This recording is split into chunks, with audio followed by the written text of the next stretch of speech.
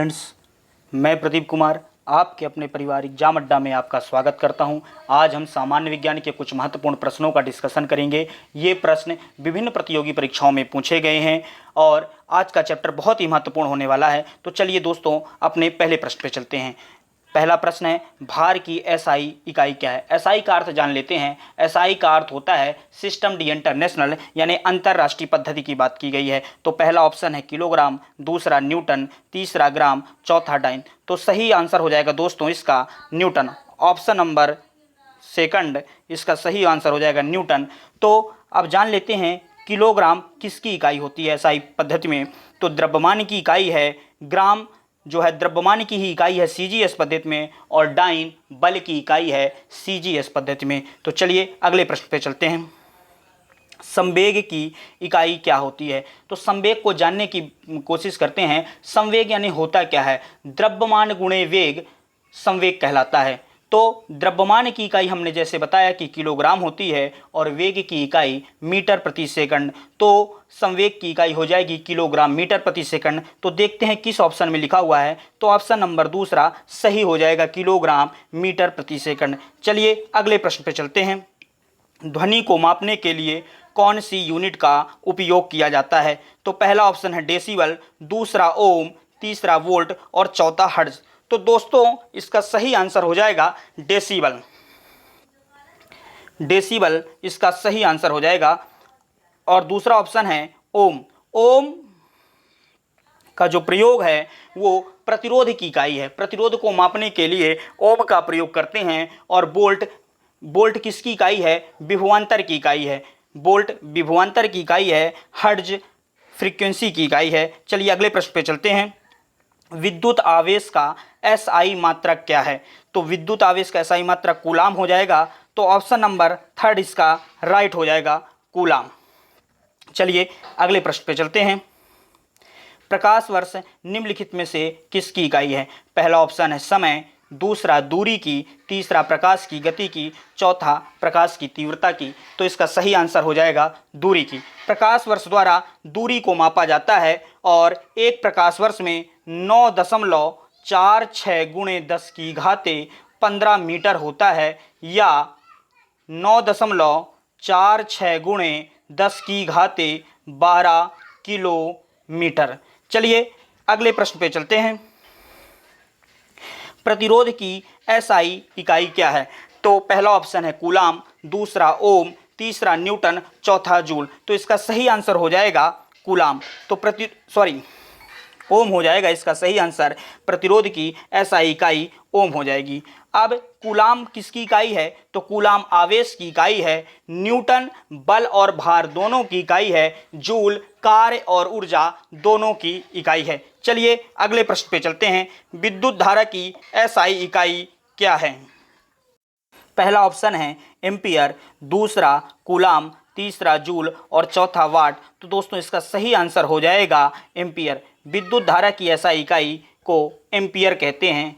और अगला जैसे दिया हुआ है वाट किसकी इकाई है? तो वाट जो होता है शक्ति की एसआई पद्धति में इकाई होती है। चलिए अगले प्रश्न पे चलते हैं। निम्नलिखित में से किसकी कोई इकाई नहीं होती है? पहला ऑप्शन है घनत्व, दूसरा दाब, तीसरा विस्थापन, चौथा आपेक्षिक घनत्व। तो दोस्तों इसका सही आंसर हो जाएगा आपेक्षिक घनत्व। आपेक्षिक घनत्व की कोई इकाई नहीं होती है। घनत्व की इकाई होती है, घनत्व बराबर होता है द्रव्यमान बटे आयतन। इसकी इकाई होती है किलोग्राम प्रति मीटर क्यूब। और दाब की किसी एकांक क्षेत्रफल पर लगने वाले बल को क्या कहते हैं? दाब कहते हैं। और दाब की एसआई पद्धति में इकाई होती है पास्कल। विस्थापन क्या कहलाता है? तो किन्हीं भी दो बिंदुओं के बीच की, या कह दें प्रारंभिक स्थिति और अंतिम स्थिति के बीच की न्यूनतम दूरी को विस्थापन कहते हैं। तो विस्थापन की एसआई पद्धति में इकाई मीटर होती है। चलिए अगले प्रश्न पे चलते हैं। निम्नलिखित में से कौन सी अदिश राशि नहीं है? तो अदिश राशि होती क्या है दोस्तों, जानने की कोशिश करते हैं। ऐसी राशि जिसको व्यक्त करने के लिए केवल परिमाण की आवश्यकता होती है, दिशा की नहीं, अदिश राशि कहलाती है। और एक होती है सदिश राशि। ऐसी राशियां जिनको व्यक्त करने के लिए परिमाण और दिशा दोनों की आवश्यकता होती है, सदिश राशि कहलाती हैं। इसके शब्द से ही पता चलता है, लिखा है अदिश। अदिश यानी जिसकी कोई दिशा ना हो। तो जब हम आयतन को बताते हैं तो क्या बताते हैं कि पूर्व दिशा में इतना आयतन है, या लंबाई बताते हैं कि ये कपड़ा इतना लंबा है तो क्या पूर्व में इतना लंबा है, या द्रव्यमान को बताते हैं कि ये इतना लंबा द्रव्यमान है, या इसकी इस दिशा में द्रव्यमान है। लेकिन बल को व्यक्त करने के लिए दिशा की आवश्यकता होती है, क्योंकि बताना पड़ता है कि किस दिशा में बल को लगाना है। तो बल कौन सी राशि हो जाएगी, सदिश राशि हो जाएगी, तो यह एक अदिश राशि नहीं है। चलिए दोस्तों अगले प्रश्न पे चलते हैं। दबाव की एसआई इकाई क्या है? पहला ऑप्शन है न्यूटन प्रति वर्ग सेंटीमीटर, दूसरा न्यूटन वर्ग मीटर, तीसरा न्यूटन प्रति वर्ग मीटर और चौथा न्यूटन वर्ग सेंटीमीटर। अभी हमने बताया था कि दाब की जो इकाई होती है क्या होती है? पास्कल। इसके अलावा आपको क्या बताया था कि एकांक क्षेत्रफल पर लगने वाले बल को क्या कहते हैं?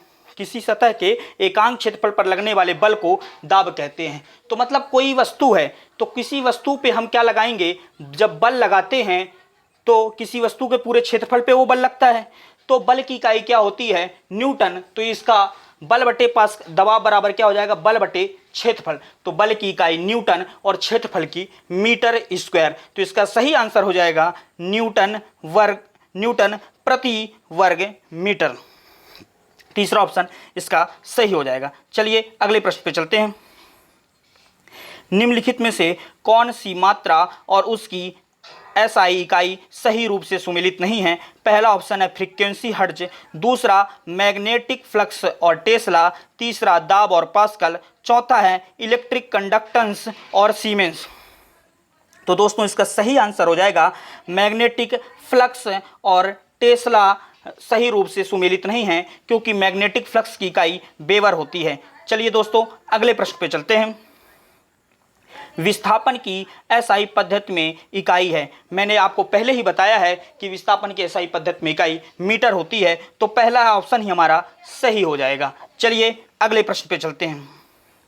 विभवांतर की एसआई इकाई क्या है? विभवांतर का अर्थ समझने की कोशिश करते हैं।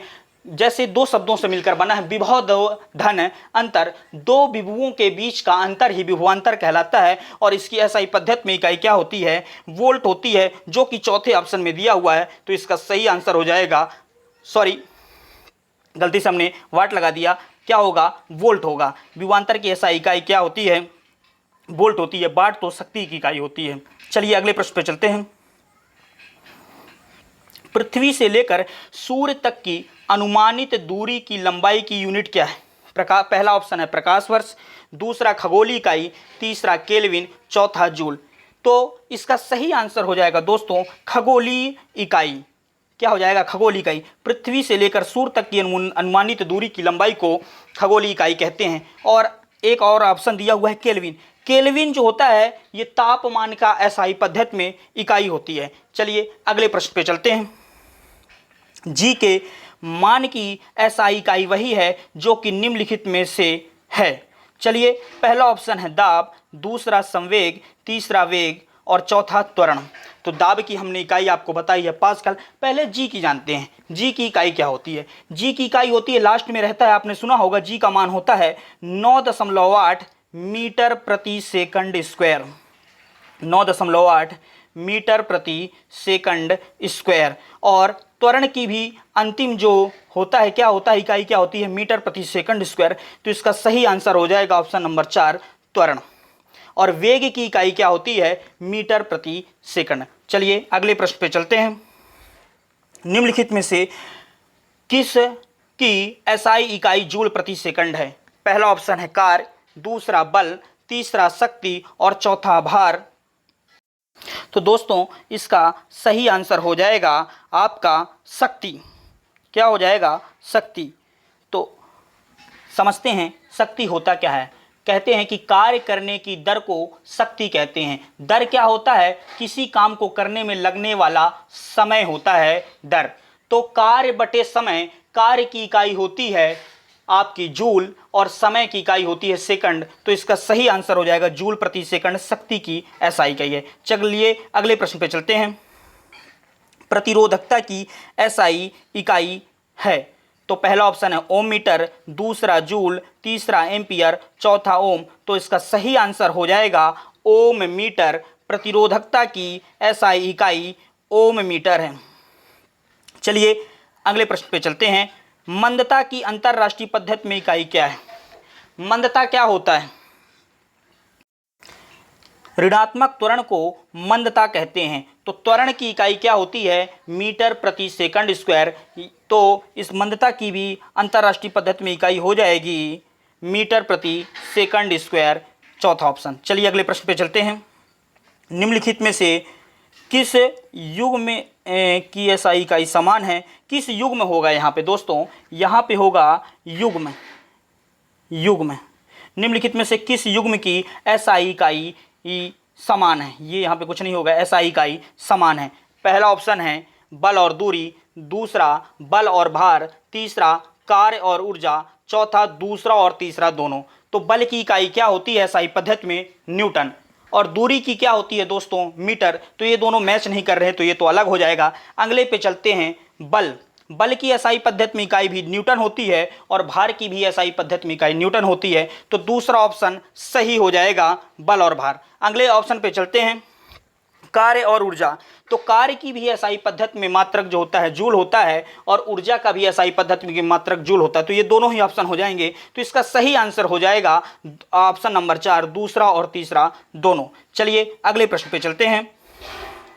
विद्युत ऊर्जा व्यय का वाणिज्यिक मात्रक क्या है? आपसे विद्युत ऊर्जा का एसआई मात्रक नहीं पूछा, वाणिज्यिक मात्रक पूछा है। तो ऑप्शन दिए हुए हैं। पहला किलोवाट घंटा, दूसरा जूल, तीसरा वाट, चौथा वोल्ट। तो इसका सही आंसर हो जाएगा किलोवाट घंटा। वाणिज्यिक की बात कर रहा है ना, व्यवसाय की बात कर रहा है। तो क्या हो जाएगा? पहला ऑप्शन सही हो जाएगा, किलोवाट घंटा। चलिए अगले प्रश्न पे चलते हैं। तरंग दैर्ध्य का एसआई मात्रक क्या है? पहला ऑप्शन है हर्ट्ज, दूसरा किलोग्राम, तीसरा सेकंड और चौथा मीटर। तो इसका सही आंसर हो जाएगा मीटर। मीटर किसका एसआई मात्रक है?